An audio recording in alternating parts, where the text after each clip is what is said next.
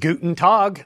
We're here for another series of the Self-Funded with Spencer sketchbook. This time, we're going to explain the mysterious thing called the manual. You may have heard the manual before, whether it's new business stop-loss pricing or again on the subject of renewals. We'll discuss what the manual is and how it influences pricing when it comes to stop-loss. Let's dig in.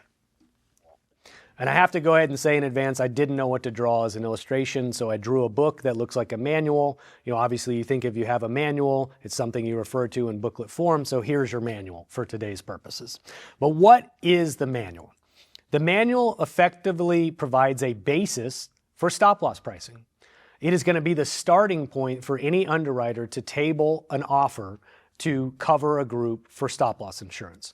So it could be a third-party system like a David Young or a Milliman, or it could be a homegrown version of a manual like Sun Life, my alma mater. They have such a big block of business that they keep their own manual in-house. And so what it does is it uses basic info like the census, the SIC code, which is the industry type. It uses underlying plan design or plan designs for whatever the medical plan actually is. It uses things like network choice and TPA and the PBM. It's going to create a basic avatar, if you will, for that group based on the risk profile and how much they should use or how much premium they should collect as a starting point. And so I keep emphasizing the starting point. Most groups are written at some sort of discount to the manual. The manual is essentially saying in a perfect world, based on no other criteria, no other claims experience, etc., this is what the price should be to appropriately write this group at a profitable but a reasonable profit, okay? And so once the manual is run, this is where the underwriter really starts to dig in and go to work of what can they discount, what type of experience are they seeing, and what type of pricing, ultimately from a competitive standpoint, is going to be necessary to write the group. And so they'll add claims experience, of course, if available. Some states in these fully insured takeover groups, there'll be no claims data at all. And so they have to use their best guess or discretion to find out what's going on. Or they might have a self-funded group that's been self-funded for 5 to 8 years that has a rich data set. And so they can add quite a bit of experience into the fold as well to help them accurately price the group. And so the manual will then be blended, what I call blending here, with whatever level of credibility.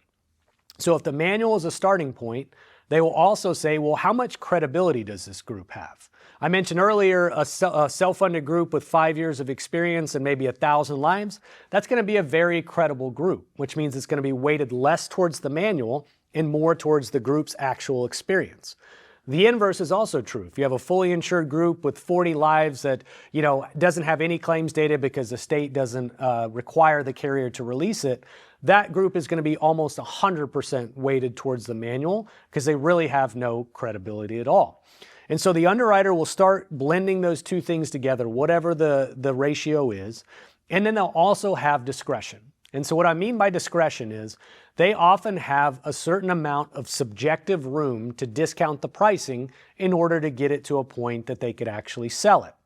They almost always have some sort of floor as well. And so as an example, if the manual says you need $100,000 for this group, they might have a floor of 70% to the manual, meaning they could discount that premium from $100,000 to $70,000 and still be able to get authority to write that group. Okay, so you'll hear a couple times some terms called percent to manual or percent to formula. Percent to manual I just described. What is the manual starting point and what percentage of it did we write the group at? 65%, 70% as an example. Percent to formula says after we've taken the manual and we've added a certain amount of experience or credibility to that group, from there, whatever that pricing looks like, then we discount off that. And again, they'll have some sort of floor of a threshold of authority that they can discount off the formula in order to get to a pricing to sell. One thing you'll need to understand too is the manual is updated usually every single year by whatever entity is creating the manual. And so over time, due to leverage trend, holding the spec, claims experience, etc., you might find groups get further and further away from the actual manual, which will cause the carrier to have to increase the premium substantially, even if the group doesn't have losses, because they're trying to make up ground of where the manual says it's supposed to be. and where they actually wrote the group at. And so you'll see there's a constant sort of push and pull between the manual and discretion and credibility and all those things that are shaping the pricing of the group. But regardless of like what it looks like in the future, you're always going to have a starting point for a stop loss policy that includes running of the manual. So if you ever hear an underwriter or a consultant or a carrier rep say, hey, we ran the manual and we're within room, or we don't have enough room, we can't get competitive, et cetera, they're usually starting, or almost always starting, from the basis of a manual. So now you know, and knowing is half the battle.